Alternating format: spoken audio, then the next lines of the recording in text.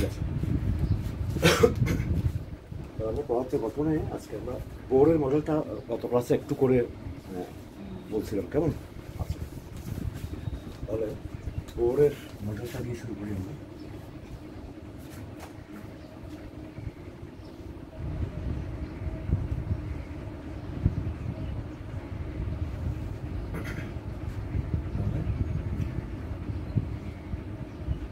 Quantum তথ্য প্রয়োগ করে ওই যে পরমাণুর বর্ণালী এগুলো বিশ্লেষণ করে তিনি বললেন যে কি পরমাণুর কেন্দ্রে ওই নিউক্লিয়াসের মধ্যেই প্রোটন থাকে, ঠিক আছে, তার চারপাশে বিভিন্ন শক্তি স্তর, কক্ষপথগুলোকে বললেন শক্তি স্তর, এবং সেগুলোকে বৃত্তাকার কল্পনা করলেন তিনি, ঠিক আছে। বৃত্তাকার শক্তি স্তর থাকে, এইসব শক্তি স্তরে যখন ইলেকট্রন থাকে তখন সে একটা নির্দিষ্ট শক্তি নিয়ে উঠতে থাকে, এবং এই শক্তি কখনো লস করে না, মানে তাড়িৎ চুম্বক তরঙ্গ আকারে বিকিরণ করে না। বরং দুই শক্তি স্তরগুলোর নাম দিলেন যে প্রথম শক্তি স্তর, দ্বিতীয় শক্তি স্তর, আরও থাকলে তৃতীয় শক্তি স্তর ইত্যাদি, ঠিক আছে। এখানে শক্তি স্তরকে নাম্বারিং করার জন্য একটা অজ্ঞাত রাশি আমরা ধরে নিই, ধরে এটা হচ্ছে n=1, প্রথম শক্তি স্তরের জন্য n=2, n=3 ইত্যাদি। এখানে একটা ইলেকট্রন থাকলে তার যে শক্তি, সেই শক্তিটাকে বললাম যে E1।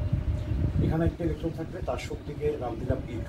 এভাবে তৃতীয় শক্তি স্তরে E3, ঠিক আছে। এইসব শক্তি স্তরে যখন ইলেকট্রন থাকবে তখন সে কোনো তাড়িৎ চুম্বক তরঙ্গ আকারে কোনো শক্তি বিকিরণ করবে না। কিন্তু যখন ইলেকট্রন কোনো কারণে এক শক্তি স্তর থেকে আরেক শক্তি স্তরে নেমে আসবে, তাহলে মাঝখানের পথগুলোতে নামার সময় সে ম্যাক্সওয়েলের তত্ত্ব অনুসারে তাড়িৎ চুম্বক তরঙ্গ আকারে শক্তি বিকিরণ করবে। তো সেই শক্তির পরিমাণ হচ্ছে, ধরা যাক E2 থেকে E1 নেমে আসবে, তাহলে যে পরিমাণ শক্তি সে বিকিরণ করবে তাড়িৎ চুম্বক তরঙ্গ আকারে, সেই শক্তির পরিমাণ হচ্ছে এখানে থাকার সময় তার শক্তি বিয়োগ এখানে থাকতে তার যে শক্তি লাগবে সেটা, এই বিয়োগফলের পরিমাণ সমান পরিমাণ শক্তি সে বিকিরণ করবে। কি ঠিক আছে? ওকে।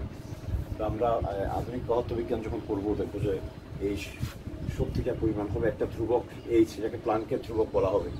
আর তরঙ্গের ওই তাড়িৎ চুম্বক তরঙ্গের কম্পাঙ্ক কি তুমি মনে হয় জানো? প্রতি সেকেন্ডে কতবার পূর্ণ কম্পন করছে। আমরা দেখবো প্লাঙ্কের সেই তত্ত্ব অনুসারে এটা এরকম হবে, বুঝতে পারছো? ওকে, তাহলে এই হচ্ছে মোটামুটি বোরের পরমাণু মডেল। তো বোরের পরমাণু মডেল থেকে আমরা দেখলাম যে পরমাণুগুলো বিভিন্ন শক্তি স্তরে স্থায়ী থাকে, শক্তি বিকিরণ করে না, কিন্তু শক্তি স্তরের মাঝখানে কোথাও থাকলে তখন সে শক্তি বিকিরণ করবে, এবং এই বিকিরিত শক্তির পরিমাণ হবে এটা। তাহলে এখান থেকে আমরা যদি পরমাণুর এই শক্তিগুলো জানি, এই শক্তি স্তরে কত শক্তি আছে, এই শক্তি স্তরে কত শক্তি আছে, তাহলে এখান থেকে এখানে নামতে সে কোন কম্পাঙ্কের তাড়িৎ চুম্বক তরঙ্গ বিকিরণ করবে সেটা আমরা বের করতে পারবো। আলো এক ধরনের তাড়িৎ চুম্বক তরঙ্গ, তাহলে এটা কি আলো হয়ে বের হবে? নির্ভর করবে তার কম্পাঙ্ক কত। বিভিন্ন তাড়িৎ চুম্বক তরঙ্গের পার্থক্য হচ্ছে তাদের কম্পাঙ্কে।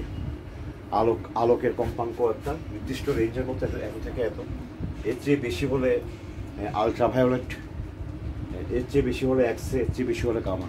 তাহলে এই সূত্র থেকে আমরা এই ধ্রুবকের মানটা জানা আছে আমাদের। এই সূত্র থেকে আমরা আসলে কোন শক্তি স্তর থেকে সে কোন শক্তি স্তরে নামলে কোন তাড়িৎ চুম্বক তরঙ্গ বিকিরণ করবে সেটা বের করে ফেলতে পারবে। এই হচ্ছে বোরের মডেল, ঠিক আছে। আচ্ছা, এখন কি মনে হয় বোরের মডেলটা কি পুরোপুরি সঠিক? পরে বিজ্ঞানীরা এক্সপেরিমেন্ট করে দেখলেন যে ওই যে সূক্ষ্ম বর্ণালীগুলো পাচ্ছিলেন, ধরো এখানে একটা বর্ণালী, এখানে একটা, হ্যাঁ, ধরো এটা একটা বর্ণালী, এখানে আবার কালো গ্যাপ, মানে কোনো বর্ণালী নেই, এখানে আরেকটা বর্ণালী। এগুলো আসলে এই শক্তি স্তরগুলোর শক্তি নির্দেশ করছে। দেখো, বুঝতে পারছো? এগুলো গ্যাপগুলো যেখানে কোনো বর্ণালী পাবে না, তার মানে ইলেকট্রন তখন এখানে আছে, কোনো তাড়িৎ চুম্বক তরঙ্গ শক্তি বিকিরণ করছে না।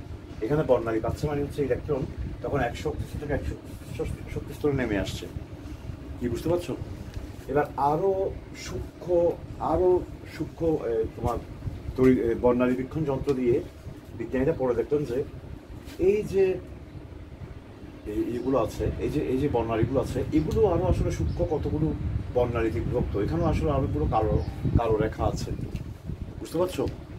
পরবর্তীতে বিজ্ঞানী সমারফিল্ড, ঠিক আছে, উনি এই এই এই যে বোরের সময় যে বর্ণালীগুলো দেখা গেছিল, দেখা যাচ্ছে যে আরেকটু সূক্ষ্ম যন্ত্র দিয়ে বিশ্লেষণ করলে এগুলোর মধ্যে আরো অনেকগুলো কালো দাগ আছে। তার মানে একটা শক্তি স্তরে আরো অনেকগুলো উপশক্তি স্তর আছে, তাই না? দেখো, বুঝতে পারছো? তাহলে পরবর্তীতে সমারফিল্ড দেখাবেন যে একটা শক্তি, সমারফিল্ড মূলত এটা দেখাননি। বোর বলেছিলেন যে বোরের মডেলের সীমাবদ্ধতা কোথায় প্রশ্ন আসলে, বোরের মডেলের সীমাবদ্ধতা হচ্ছে যে বোরের প্রথম সীমাবদ্ধতা হচ্ছে যে উনি শক্তি স্তরগুলোকে বৃত্তাকার কল্পনা করেছেন। আমরা দেখবো আসলে শক্তি স্তরগুলো সবগুলো বৃত্তাকার নয়, বিভিন্ন শেপের আছে, ঠিক আছে? তারপর হচ্ছে উনি প্রতিটা শক্তি স্তরের যে উপশক্তি স্তর আছে ওইটার ধারণাটা দিতে পারেননি, কারণ এক্সপেরিমেন্ট অতটা সূক্ষ্ম এক্সপেরিমেন্ট তখনও করা হয়নি। সমারফিল্ড একটা সংশোধন আনেন, উনি বলেন যে শক্তি স্তরগুলো আসলে বৃত্তাকার না, উপবৃত্তাকার। দেখো, বুঝতে পারছো? তো পরবর্তীতে যখন আরও সূক্ষ্ম বর্ণালী বিশ্লেষণ করা হলো, তখন এই বর্ণালীটা, এই বিশ্লেষণটা ব্যাখ্যা করার জন্য তখন বিজ্ঞানীরা বললেন যে প্রত্যেকটা শক্তি স্তরে আবার কয়েকটা উপশক্তি স্তর আছে। অর্থাৎ ধরো তৃতীয় শক্তি স্তর, এখানে যে ইলেকট্রনগুলো থাকবে সেখানে সবাই তারা একই পথে ঘুরবে না, বিভিন্ন শেপের পথে ঘুরবে। এগুলোকে এক একটা উপশক্তি স্তর বলা হচ্ছে, ঠিক আছে? ওকে, সাব এনার্জি লেভেল বলা হচ্ছে, বুঝতে পারছো? তো এই বর্ণালীর সংখ্যা, এই প্রতিটা বর্ণালীর মধ্যে আরও যে দাগ, এই দাগের সংখ্যাগুলো বিশ্লেষণ করে বিজ্ঞানীরা দেখলেন যে এন এর মান যখন 1, বুঝতে পারছো? প্রথম শক্তি স্তরে এন এর মান যত, ঠিক সেই শক্তি স্তরে ঠিক ততগুলো উপশক্তি স্তর আছে, মনে থাকবে? এন এর মান 1 হলে তাহলে উপশক্তি স্তর কয়টা? একটা। এন এর মান 2 হলে 2টা, এন এর মান 3 হলে 3টা। এন এর মান যত, ঠিক ততগুলো উপশক্তি স্তর থাকবে। দেখো, বুঝতে পারছো? এবং সেই উপশক্তি স্তরগুলোকে নাম্বারিং করার জন্য এল একটা অজ্ঞাত রাশি কল্পনা করা হলো। এন ইকুয়ালস টু যদি 1 হয় তাহলে এল এর মান একটা, তাই না? বুঝতে পারছো? এন ইকুয়ালস টু এল না? তাহলে তো এন ইকুয়ালস টু এল না? হ্যাঁ, এন ইকুয়ালস টু অবশ্যই এল। কি বুঝতে পারছো? এন ইকুয়ালস টু এল, যে তবে এখানে মানে এন এর মান যত, এল এর সংখ্যাও তত। এন এর মান যত, এল এর সংখ্যাও তত। এলগুলো এভাবে নাম্বারিং করা হয়েছে। প্রথম উপশক্তি স্তর যেটা, সেটাকে বলা হয় এল এর মান হচ্ছে 0, বুঝতে পারছো? ওকে, ধরো এন সমান 2, অর্থাৎ দ্বিতীয় শক্তি স্তরে 2টা উপশক্তি স্তর আছে, L1 L2 ধরলাম। তাহলে এখানে L1 কে বলা হয় 0 প্রথমটাকে, তারপরটাকে 1। হ্যাঁ, মানে আমাদের সুবিধার জন্য আমরা পরমাণুর সংখ্যা কাউন্ট করব, প্রত্যেকটা শক্তি স্তরে সর্বোচ্চ কয়টা পরমাণু থাকতে পারে এটা আমরা দেখতে চাইবো একটু। তাহলে এইভাবে নাম্বারিং করলে আমাদের গাণিতিকভাবে সেটা বের করতে সুবিধা হবে। আমার কথা বুঝতে পারছো কি? আচ্ছা, এগুলো নাম্বারিং করা, নাম বলবো না, এগুলোকে নাম্বারিং করা হবে, বুঝতে পারছো? তাহলে বলতে কি, এন এর মান যখন 3 হবে তখন এল এর মানগুলো কি কি? L1 হচ্ছে 0, L2 1 আর L3 জাস্ট 2, জাস্ট সিরিয়ালি 0 1 2 3 4 এভাবে যাবে। তাহলে এন যখন 3 তখন এল এর 3টা নাম্বারিং আছে, 0 1 2, ঠিক আছে?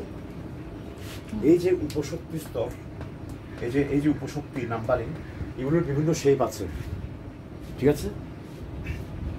L1 সমান 0 মানে প্রথম উপশক্তি স্তর, যেটা কোনো একটা শক্তি স্তরের যে প্রথম উপশক্তি স্তর, যেটা যার জন্য L এর মান হচ্ছে 0, সেই উপশক্তি স্তরের নাম রাখা হচ্ছে S সংক্ষেপে, S ফর শার্প, শার্প শব্দের প্রথম অক্ষর, বুঝতে পারছো? L এর মান যখন 1, যে উপশক্তি স্তরের জন্য L কে নাম্বারিং করা হয়েছে 1, সেটা সেই শেপটার নাম হচ্ছে P শেপ, বুঝতে পারছো? উপশক্তি স্তরগুলো এক একটা শেপ প্রকাশ করছে, কিরকম পথে, কিসের শেপ? ইলেকট্রন যে পথে ঘুরছে মানে চলাচল করছে সেটার শেপটা, সেই পথটা। এটাকে এই 1 নাম্বারিং বলা যে উপশক্তি স্তর, সেটাকে বলা হয় P উপশক্তি স্তর, P ফর প্রিন্সিপাল, বুঝতে পারছো? L সমান 2 যে উপশক্তি স্তর, সেটার নাম হচ্ছে D ফর ডিফিউজ।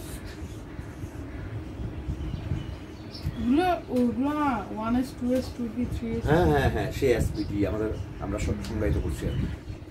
কঠিন লাগে তোমার বুঝতে কষ্ট হচ্ছে? এগুলো কি? এগুলো হচ্ছে সেই উপশক্তি স্তরগুলোর নাম, আর নাম্বারিং হচ্ছে S এর নাম্বার হচ্ছে 0, P এর নাম্বার 1, D এর নাম্বার 2, আর যদি L3 থাকে, N4-এ আমরা জানি N সমান 4-এ L থাকবে 0, থাকবে 1, তারপর 2, তারপর হচ্ছে 3, ঠিক আছে? এটা তো S, তাই না? এটা P, এটা D, এগুলোর নাম হচ্ছে। আর এটার নাম হচ্ছে F। F হচ্ছে ফর ফান্ডামেন্টাল। এইসব শব্দগুলোর প্রথম অক্ষর দিয়ে এই উপশক্তি স্তরগুলোর শেপের নাম দেওয়া হচ্ছে। কিন্তু এই নামগুলো তো কারণ কি শার্প পেন্সিল? হ্যাঁ, এগুলো হচ্ছে, এই নামগুলোর মূল কারণ হচ্ছে এই বর্ণালী থেকে। বর্ণালীগুলোকে বিভিন্ন নাম দেওয়া হয়। যেমন যেটা উজ্জ্বল বেশি এটাকে শার্প বলা হয়, উজ্জ্বল এবং চিকন এটাকে শার্প বলা হয়। প্রিন্সিপাল বলতে বোঝাচ্ছে যে এই বর্ণালীগুলোর মধ্যে একটা বর্ণ খুব প্রধান। কি আমার কথাটা বুঝছো? তাহলে ওটা ওখান থেকে প্রিন্সিপাল না, ডিফিউজ মানে বর্ণালীটা ছড়িয়ে গেছে চারিদিকে। ফান্ডামেন্টাল মানে মৌলিক। এগুলো আসলে বর্ণালীর বিভিন্ন নাম থেকে এই নামগুলো দেওয়া হয়েছে, বুঝতে পারছো? বর্ণালীর বিভিন্ন পজিশন এবং উজ্জ্বলতা অনুসারে বর্ণালীগুলোকে এভাবে ডাকা হতো। এবং L সমান 0 সবসময় শার্প বর্ণালী সৃষ্টি করবে, এই জন্য তাকে শার্প নাম দেওয়া হচ্ছে, বুঝতে পারছো? মোটামুটি এতটুকু বললে হবে তো? ওকে, তাহলে তোমাদের বইয়ে হয়তো এগুলো নাই সম্ভবত, আছে কিনা জানি না। আমি SPDF নামগুলোর পিছনে কি শব্দ ছিল সেগুলো লিখছি। আচ্ছা, এখন দেখো এখানে কি শেষ? মানে আমাদের কি পরমাণু গঠন পুরোপুরি হয়েছে?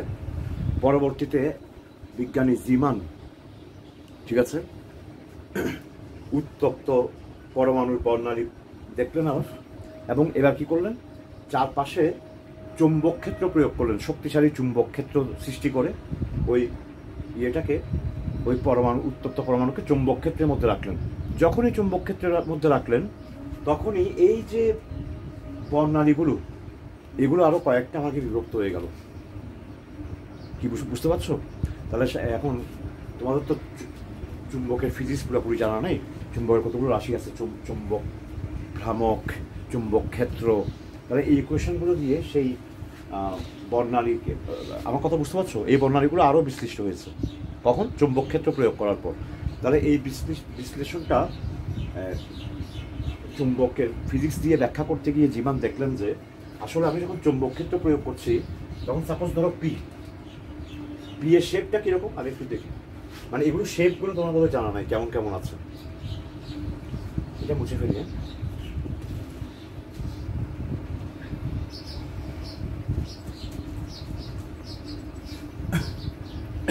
এগুলো হচ্ছে চলার পথ, ইলেকট্রনের এক একটা। অ্যাসটা হচ্ছে অনেকটা গোলাকার বা উপগোলকার, গোলক, নট বৃত্ত, বুঝতে পারছো? গোলাকার শেপের, এখানে চারিদিকে এই গোলক উপরে, ঠিক গোলক না, একটু চাপা, উপগোলক আকার বলা যায়। এরকম ধরো একটু, কি বুঝতে পারছো? অনেকটা পৃথিবীর মতো, একদম সবথেকে সিম্পল শেপ এটা, অ্যাস শেপটা। অ্যাস মানে এই শেপের পথ।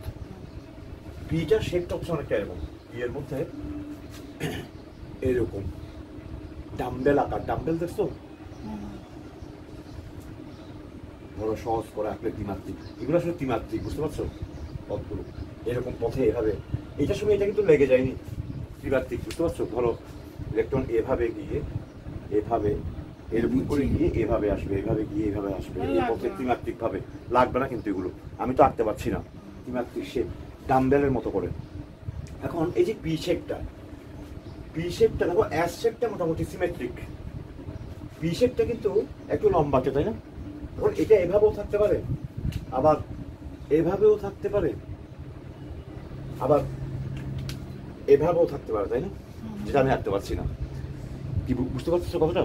ওকে, তাহলে এখন যখন চুম্বক ক্ষেত্র প্রয়োগ করা হবে তখন চুম্বক ক্ষেত্রের দিক, যেদিকে চুম্বক ক্ষেত্রের একটা ভেক্টর আছে, হ্যাঁ, একটা মানে তার বলের দিক, বল ক্রিয়া করছে যেদিকে, সেই দিকের পিটা যেরকম আচরণ, যেরকম বর্ণালী দিবে, তার তার সমকোণে যে পি শেপটা আছে সেটা সেরকম বর্ণালী দিবে না, তাই না?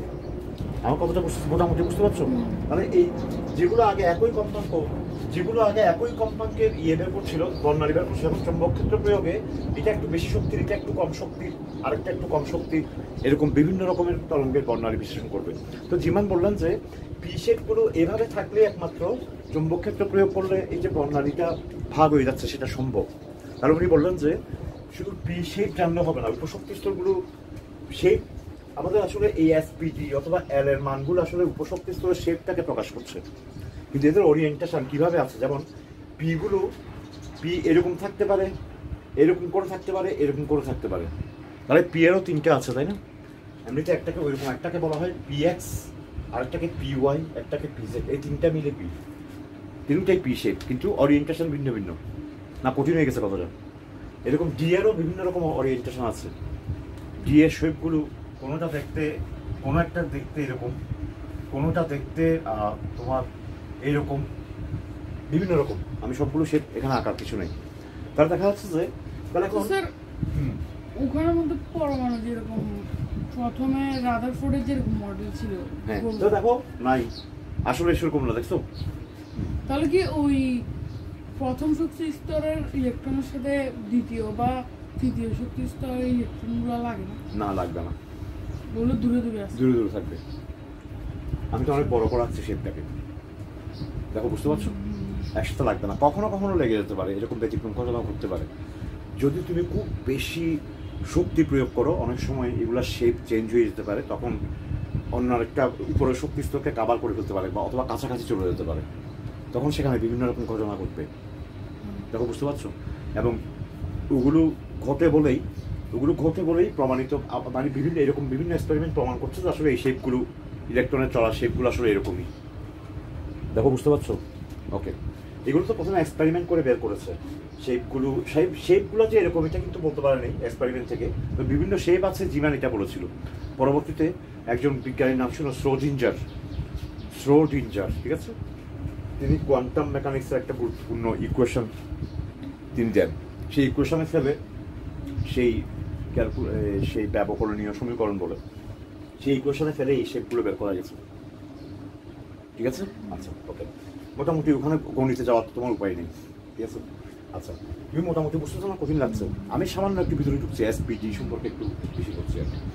এখন এখানে একটা মজার, ওই সোডিঞ্জার ইকুয়েশন থেকে একটা মজার জিনিস বেরিয়ে আসে, সেটা হচ্ছে যে এগুলো মুছে ফেলি। দেখবে এগুলো কিন্তু এটা নিউক্লিয়াস হলে তুমি ভাবি আমরা যেগুলো নিউক্লিয়াসের ভিতর দিয়ে যাচ্ছে, এগুলো নিউক্লিয়াসের সাইড দিয়ে গিয়ে আবার ওকে একটাও কিন্তু নিউক্লিয়াসের ভিতরে যাচ্ছে না। ত্রিমাত্রিক বলে আমি একা দেখাতে পারছি না আর কি জিনিসটা। ত্রিমাত্রিক মানে কি? 3D না? ত্রিমাত্রিক, 3 ডাইমেনশনাল, ত্রিমাত্রিক, ঠিক আছে? বাংলাটা আমার মাঝে কনফিউজ। আচ্ছা হ্যাঁ, কারণ তোমরা 3D বলতে অভ্যস্ত। আচ্ছা, এখন দেখো এই যে তারা প্রত্যেকটা উপশক্তি স্তরের আবার ওরিয়েন্টেশনের জন্য ভিন্ন ভিন্ন শক্তি স্তরগুলোর ওরিয়েন্টেশন পৃথক পৃথক হতে পারে, তাই না? এখন সোডিঞ্জার সমীকরণ থেকে দেখা যায় প্রত্যেকটা উপশক্তি স্তরের নাম্বারিং যত, ধরো এটা 1 নাম্বার, ওর ঠিক ততগুলো ওরিয়েন্টেশন আছে, বুঝতেছো ওরিয়েন্টেশন কতটা? যেমন পি এর তিনটা দেখলাম, P X, P Y, P Z, এর ঠিক কতগুলো ওরিয়েন্টেশন আছে?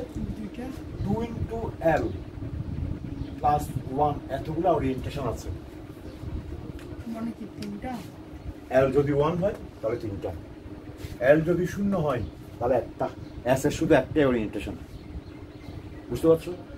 এল এর আছে 3টা, মানে সরি এই পি এর এল সমান 1 মানে তো পি এর 3টা ওরিয়েন্টেশন আছে। এরকম ডি এর কয়টা থাকবে তাহলে?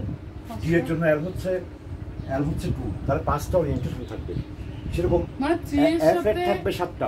3 এর সাথে ওর ইয়াটা যোগ করব। হ্যাঁ, তাহলে এস এর আছে কয়টা? একটা। পি এর আছে কয়টা? 3টা। ডি এর আছে কয়টা? 5টা। এফ এর আছে কয়টা? 55।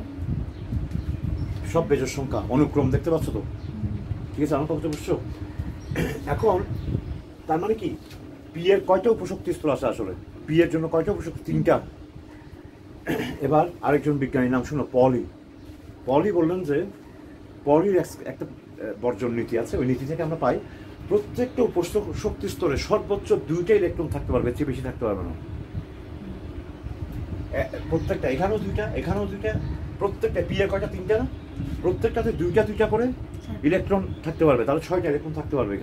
এখানে থাকবে 10টা, এখানে 14টা ইলেকট্রন থাকতে পারবে। তার মানে যে কোনো একটা উপশক্তি স্তরে এতগুলো ইলেকট্রন থাকতে পারবে, তাই না? এর মানের উপর নির্ভর করে। দেখো বুঝতে পারছো না, কঠিন লাগছে? তাহলে দেখি আমরা যে কোনো একটা শক্তি স্তর, ধরো n এর মান, একটা শক্তি স্তরে তার সর্বোচ্চ কয়টা ইলেকট্রন থাকতে পারবে আমরা দেখি, ঠিক আছে?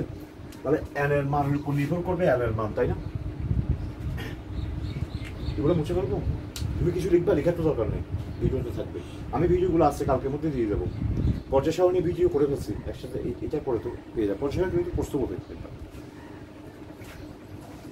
দেখি এবার আমরা এই যে তথ্যগুলো জানলাম এক্সপেরিমেন্ট এবং ইকুয়েশন থেকে বিজ্ঞানীরা যা তথ্য আমাদেরকে দিলেন, সেগুলোর সাহায্যে আমরা এখন একটা সূত্র তৈরি করব। সেটা হচ্ছে কোনো একটা শক্তি স্তরে, ওটাকে প্রধান শক্তি স্তর বলবো এখন, যেটাকে n দিয়ে প্রকাশ করছি, ওই শক্তি স্তরে সর্বোচ্চ কয়টা ইলেকট্রন থাকতে পারবে, এর চেয়ে বেশি থাকতে পারবে না। ধরো সেই শক্তি স্তরটার মান হচ্ছে n, তাহলে n এর জন্য কয়টা উপশক্তি স্তর থাকবে? n সংখ্যক উপশক্তি স্তর থাকবে, তাই না? ঠিক আছে, n সংখ্যক উপশক্তি স্তর থাকবে। তাহলে প্রথমটাতে কয়টা ইলেকট্রন থাকবে? 2টা, প্লাস শুধু এই একটা শক্তি স্তরের মতোই এতগুলো, প্রত্যেকটা উপশক্তি স্তরে যে বিভাগগুলো আছে সেগুলোকে 2টা করে থাকবে। পরেরটাতে কয়টা? 6টা। পরেরটাতে কয়টা?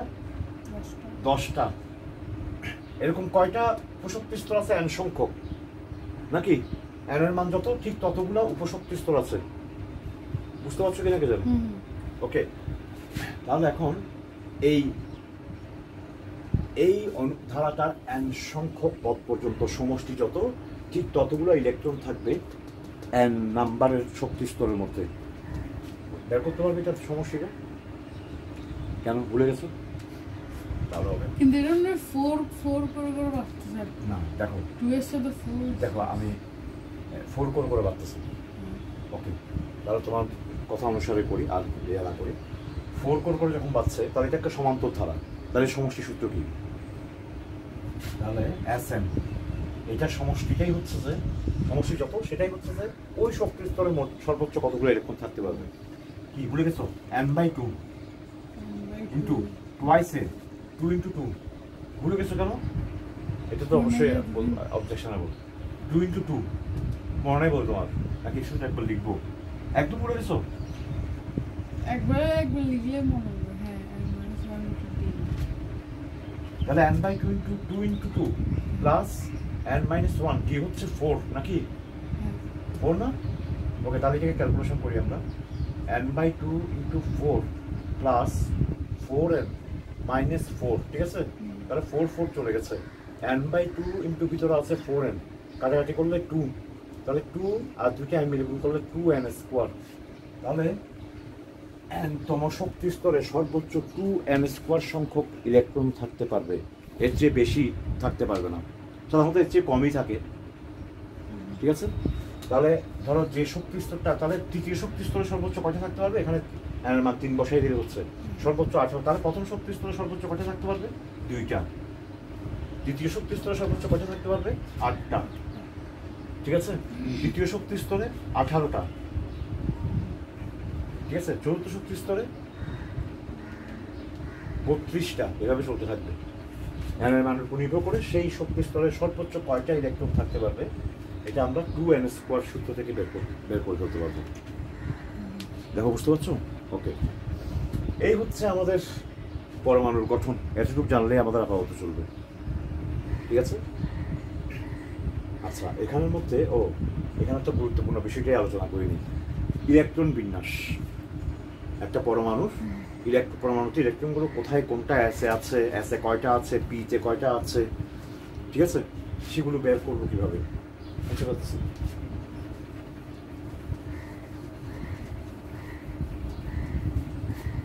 তুমি আমি জানতে যে একটা শক্তি স্তরে সর্বোচ্চ 2n² সংখ্যক ইলেকট্রন থাকতে পারে। এটা বই ছিল, ক্লাসে এটা ছিল 2n², কিন্তু কেমনে 2n²টা বেড়ে এটা আমি প্রমাণ করলাম অনুক্রমের ধারার সাহায্যে। আচ্ছা, এবার আসি পরমাণুতে ইলেকট্রন বিন্যাস।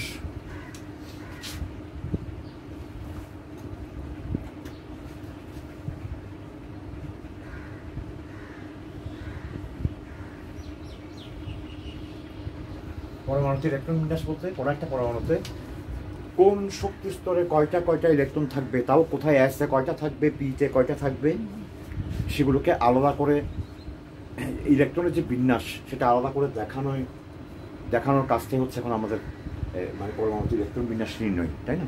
তো এখানে একটা নীতি কাজ করে, এটাকে বলে আফবাউ নীতি। আফবাউ নীতি, আফবাউ আসলে উচ্চারণটা জার্মান উচ্চারণ। লিখে দিলে আফ না, এটা আফ বলা যায় না, আফবাউ এরকম করে বলবো।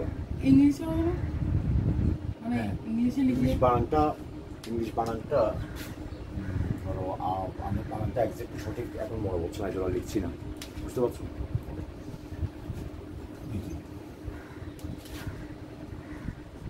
ওই নীতিটা বলছে যে ইলেকট্রন কোথায় আগে, ধরো একটা পরমাণুতে তুমি ইলেকট্রন প্রবেশ করাচ্ছ, মানে ইলেকট্রনগুলোকে বিভিন্ন শক্তি স্তরে রাখবা, যেগুলো কোন শক্তি স্তরে আগে প্রবেশ করবে, কোন উপশক্তি স্তরে। প্রত্যেকটা উপশক্তি স্তর মানে কি, ওই যে এসপি এগুলোতে সর্বোচ্চ দুইটা করে থাকতে পারবে, তাই না? প্রত্যেকটা উপশক্তি স্তরের যে আবার সাব ডিভিশন আছে, ওই যে পিএক্স পিওয়াই পিজেড, প্রত্যেকটা সেই সাব ডিভিশনের মধ্যে দুইটা করে সর্বোচ্চ ইলেকট্রন থাকতে পারবে। এই তো, এটা তো আমরা জানি। এটা বুঝছো নাকি বুঝো নাই? বলো, বুঝছো তো? শিওর? ওকে। আফগান নীতি বলছে যে উপশক্তি স্তরে n+l এর মান সবচেয়ে কম, সেখানে আগে ইলেকট্রন প্রবেশ করবে। n+n এর মান সবচেয়ে কম, তাহলে প্রথমটাই তো। ওরা কোন উপশক্তি স্তরে আগে প্রবেশ করবে সেটা নির্ভর করবে যে ওই উপশক্তি স্তরের n আর l এর মান কত। এই দুইটা যোগফল যেখানে কম হবে সেখানে আগে প্রবেশ করবে। এক নম্বর। l এর মান আমরা কোনটা দেব? সাপোজ ধরো n এর মান হচ্ছে 3 আর n এর মান হচ্ছে 3 আর l এর মান হচ্ছে 2। মানে কত? L3 মানে তো 2 হ্যাঁ না? হ্যাঁ, ওই যে না ওই 2টা, ওই যে l সমান 0, l সমান 1, l সমান 2, মানে ডি শেপটা আর কি, ডি শেপ, তৃতীয় শক্তি স্তরের ডি শেপ, বুঝতে পারছো? ব্যাস কে যাচ্ছে নাকি কে জানে এগুলো? মানে 2টা হচ্ছে যে ওই নাম্বারিংটা L1 L2 L2 যেগুলো, L এর নাম্বারিং আর n এর মান, এই দুইটার যোগফল যেখানে কম সেখানে ইলেকট্রন আগে প্রবেশ করবে। তবে তৃতীয় শক্তি স্তরের ডি শেপে আগে প্রবেশ করবে। এখন একটা প্রশ্ন আমরা এখান থেকে উত্তর দিই, আপনারা এটা দেখি, ইলেকট্রন তৃতীয় শক্তি স্তরের ডি শেপে কি আগে প্রবেশ করবে নাকি চতুর্থ শক্তি স্তর? চতুর্থ শক্তি স্তর তৃতীয় শক্তি স্তরের বাইরে, উপরে, তাই না? চতুর্থ শক্তি স্তরের এস শেপে আগে প্রবেশ করবে। এস শেপ মানে r = 0। আমি তোমার কি মনে হয় কোনটাতে আগে প্রবেশ করার কথা? ওই যে চতুর্থটা আছে, কারণ ওটার যোগফল তো কম। কিন্তু আমাদের মনে হতে পারে যে কি আগে তৃতীয় শক্তি স্তর পুরোটা ফিল আপ করে তারপর চতুর্থতে যাবে, এরকম মনে হতে পারে, কিন্তু এরকম হবে না। এখানে দুইটা যোগফল হচ্ছে 5, এক্ষেত্রে n+l সমান হচ্ছে 5 আর এক্ষেত্রে n+l সমান 4। সো ইলেকট্রন আগে তৃতীয় শক্তি স্তরের পিটা পূরণ করার পর চট করে চতুর্থ শক্তি স্তরের এসে পূরণ করবে আগে, তারপর আবার নেমে আসবে তৃতীয় শক্তি স্তরের ডিতে। ওরা প্যাঁচ খেয়ে গেল না জিনিসটা? ঠিক আছে, বুঝতে পারছো? এটা এখন কিভাবে আমরা আগে নিয়মটা বলি, তারপর আমরা এটাকে কিভাবে সাজাবো দেখবো। 2 নম্বর নিয়ম, যদি n+l এর মান দুইটাতেই সমান হয়, n+l এর মান দুইটাতে সমান হয়, তখন n এর মান যেটাতে কম সেটাতে আগে ইলেকট্রন প্রবেশ করবে। মনে থাকবে? লিখতে পারো না, লিখলে এখানে ভিডিও তো আছে কিন্তু। যেমন ধরো ইলেকট্রন কি তৃতীয় শক্তি স্তরের l এর মান 2 তে আগে প্রবেশ করবে নাকি চতুর্থ শক্তি স্তরের l এর মান 1 আগে প্রবেশ করবে? এখানেও 5, n সমান 4, l সমান 1 হলে সেখানেও n+l, দুইটাই কিন্তু যোগফল সমান। এই ক্ষেত্রে দেখতে হবে n এর মান কোনটা কম, তাহলে এটাতে আগে প্রবেশ করবে। চতুর্থ শক্তি স্তরের 1 নম্বর 1 নাম্বারিং যে উপশক্তি স্তর সেখানে প্রবেশ করার আগে তৃতীয় শক্তি স্তরের 2 নাম্বারিং যে উপশক্তি স্তর সেখানে আগে প্রবেশ করবে। সেটা তো এমনি নরমাল আগে তো। এটা হ্যাঁ, এটা আগের টাইমে নরমাল। দুইটা সমান হলে তখন n এর মানটা প্রাধান্য পাবে, যেটা কম সেটা তো আগের মতো নরমাল। কি বুঝতে পারছো? তাহলে এই হচ্ছে আফবাউ নীতি। এখন এই আফবাউ নীতি তো তাহলে ইলেকট্রন বিন্যাস করতে গেলে আমাকে প্রত্যেকবার n এর মান দিয়ে প্রত্যেকটা জায়গায় হিসাব করে দেখতে হবে, অনেকক্ষণ সময় লাগবে। তাহলে একটা দারুণ ছক বা চিত্র তৈরি করা হয়েছে এটা। ওই চিত্র দেখে আমরা সহজেই ইলেকট্রন কোনটা আগে প্রবেশ করবে কোথায় সেটা সহজে বের করতে পারবো। সেটা হচ্ছে ধর আমি এভাবে 1s লিখলাম, মানে প্রথম শক্তি স্তরে একটাই তো শক্তি স্তর s, তারপরে সিরিয়ালি প্রথম n এর মানগুলো লিখে যাব 2s 2p, ওকে, তারপর 3s 3p 3d, তারপর 4s 4p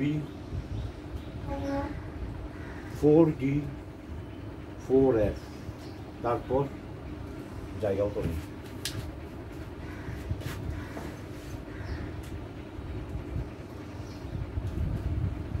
5s 5p 6টা লিখবো আর কি আছে, 5d 5f, ঠিক আছে, 6s 6p এফ এর পরে কি আর নাই? আছে নাম, ওর এরকম মোড়ও দেখা যায়নি এখনো।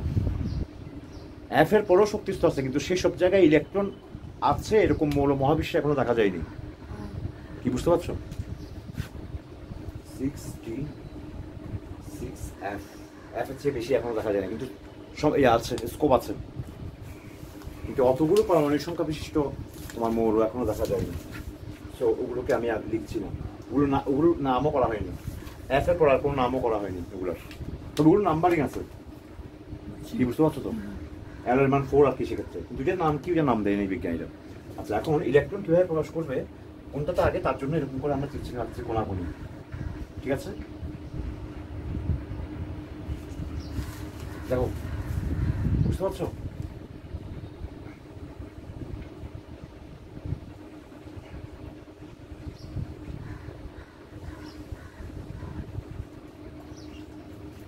আফবাউন্ডারিটাকে সংক্ষেপে করলাম। এখন দেখো, প্রথম ইলেকট্রন প্রবেশ করবে 1s এ, এখানে আর কেউ নেই। এই একটা চিহ্নের একদম শুরুতে উপরে আগে প্রবেশ করবে, তারপর নিচে পরে প্রবেশ করবে, তাহলে 1s এ ইলেকট্রন আগে প্রবেশ করবে, এখানে আর নাই। তারপর 2s এ, এখানেও নাই কেউ। তারপর 2p তে, তারপর 3s এ, আর নাই এখানে। তারপর 3p তে, 3p থেকে 3d যাবে না, 3p থেকে 4s এ, বুঝতে পারছো? একটু আগে দেখলাম। তারপর 3d তে, তারপর 4p, তারপর 5s, 4d তে যাবে না, 4p পরে 5s, তারপর 4d, 5p 5s পূরণ করার পর তারপর 4f, 5d 6p, এভাবে চলবে। কি বুঝতে পারছো? ওকে, এবার আমরা একটা পারমাণবিক সংখ্যা নিই, আমরা একটা মৌল নিই যার পারমাণবিক, তাহলে একটা মৌলের পারমাণবিক সংখ্যা যদি আমরা জানি, তাহলে এই আফবাউ নীতি থেকে আমরা তার ইলেকট্রন বিন্যাস লিখতে পারবো। কিছু কিছু ব্যতিক্রম থাকবে, সেগুলোও দেখবো আমরা, ঠিক আছে? যেমন একটা মৌল বলো, মানে এটা আমার অবশ্য মৌলগুলো সবগুলো পারমাণবিক সংখ্যা জানা নেই। স্ক্যান্ডিয়াম, অনেক বড় মৌল, একটা ছোট থেকে শুরু করি, আর শুরুগুলো পারবে বোধ এই জন্য। আর্গন, ওকে, আর্গন সম্ভবত 18, তাই না? তাহলে 18 মিলাতে হবে। তাহলে প্রথমে 1s2, এগুলোকে s স্কোয়ার বলবো না, অনেকে দেখতেছে 1s2 2p স্কোয়ার, এরকম না, এগুলো পাওয়ার বোঝাচ্ছে না। এগুলো হ্যাঁ 1s2, তাহলে 2টা হয়ে গেছে, তারপর আসবে 2s2, 2টা 4টা হয়ে গেছে, তারপর আসবে 2p6, p তে কয়টা থাকবে? 6টা, দেখছিলাম তো, তাই না? d তে 10টা পূরণ হলে হয়ে যাবে। তাহলে কত হয়েছে? 10 হয়েছে, আর 8টা লাগবে। 2p এর পর 3s2, আরো 6টা লাগবে। 3s এর পর 3p, শেষ। মানে কিসের কমা আবার? তুমি কমা বলছো, আমি এটা বুঝিনি। গ্রুপ থাকে না, মানে তুমি আমাকে দেখাও না সেটা, তুমি কোথাও এটা কখনোই দেখাচ্ছ না আমাকে, আমি ওইটা কমাটা কোথাও খুঁজে পেলাম না। মানে এরকম একটা থাকে না, যেমন এটাই দাঁড়াও, হ্যাঁ 1s2 2s2, হ্যাঁ,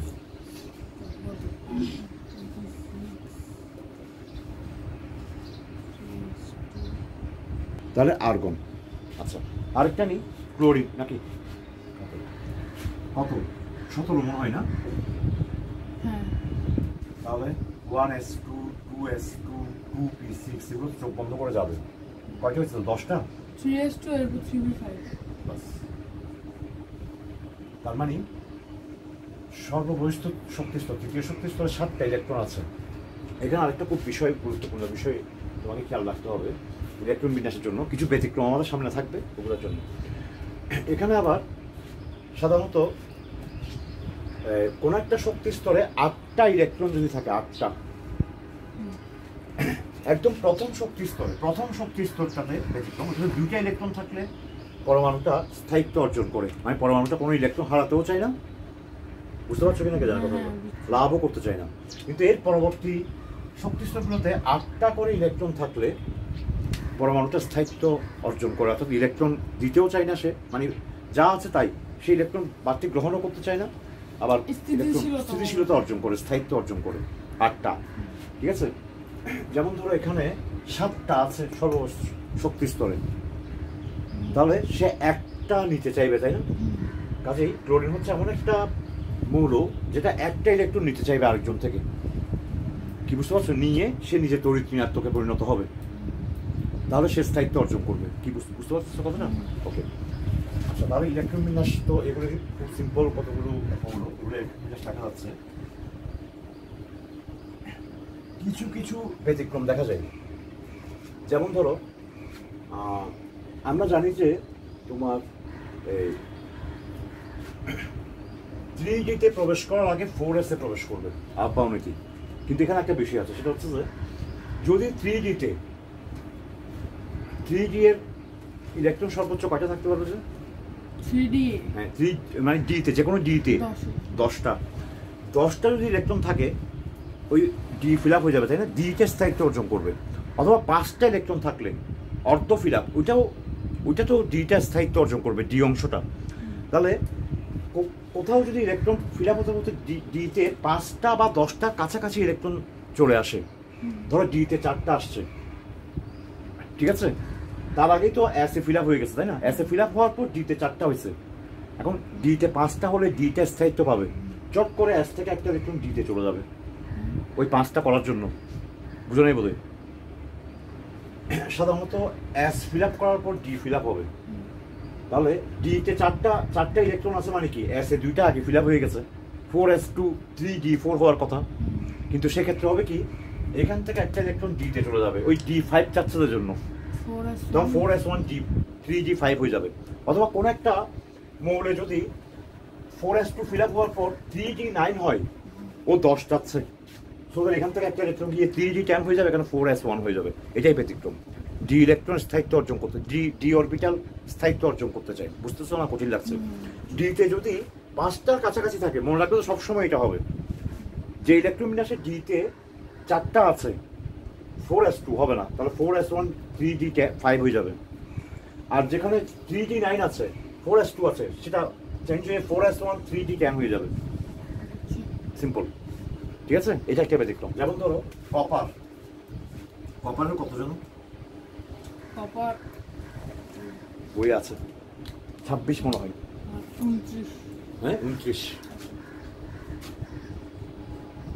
ওকে, শুরু করি।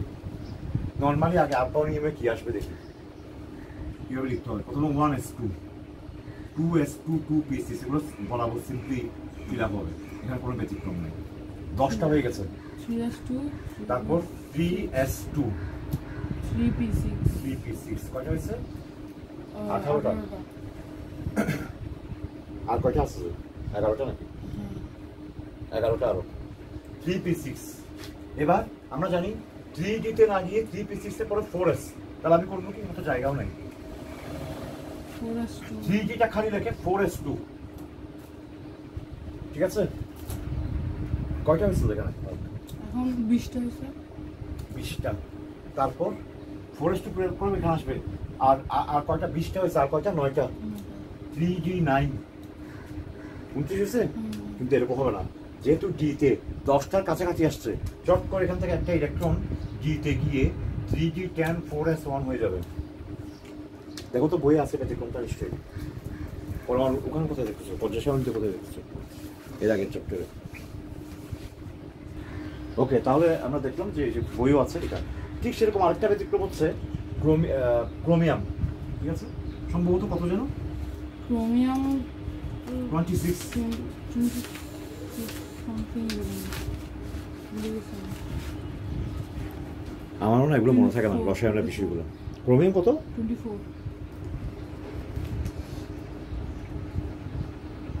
24। আচ্ছা, 24।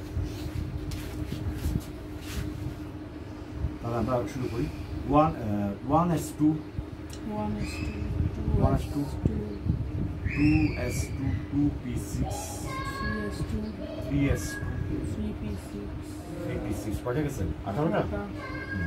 তারপর 4s2 কয়টা গেছে, তাহলে 4টা pd4 হবে এটা, না কারণ ডিতে 5টা কাছাকাছি আসছে যে চট করে এখান থেকে একটা ইলেকট্রন কমে এখানে চলে যাবে 5, এটা হবে ক্রোমিয়ামের। তাহলে তুমি ইলেকট্রন বিন্যাস লেখার সময় দেখবে ডিতে 4টা বা 9টা থাকতেছে কিনা। ডিতে যদি 4টা বা 9টা থাকে 4s থেকে একটা ইলেকট্রন এখানে এসে এটা 5টা বা 10টা বানাবে। স্যার অনেক সময় 3d-টা পিছনে লাগে 4s-টা আগে হবে না, কেন মানে 3p 4s 3d কেন করে কেন লিখবো আমি? অনেক সময় আবার কারণ হচ্ছে 3p এর পর তো 4s। না না, আমি ইলেকট্রন বিন্যাসটা অনেক সময় না, ইলেকট্রন বিন্যাস লেখার সময় তো আমি মানে 3 গুলোকে আগে লিখবো 4 গুলোকে পরে লিখবো। ওরা কিভাবে লিখছে দেখি অনেক সময় কোথায়, কখনো কি হবে, কখনো লিখছে কেউ ওরকম। তাহলে তুমি বুঝো না আমি কিভাবে করছি। আমি ওই যেটা আগে লিখবে ওই 3 গুলো আগে লিখতে হবে অবশ্যই, 3 শেষ হওয়ার পর 4 লিখতে পারবে যে তুমি, কিন্তু পূরণ হবে আগে, পূরণ হবে আগে। এই জন্য আমি এখানে গ্যাপ দিয়ে এখানে লিখছি। কেন তুমি 4s কে আগে লিখবে এরকম তো কোনো নিয়ম আমি জানি না আমরা। দেখো বুঝতে পারছো? আচ্ছা তাহলে তোমার কি কত 10 মিনিট 5 মিনিট নেই দেরি হবে।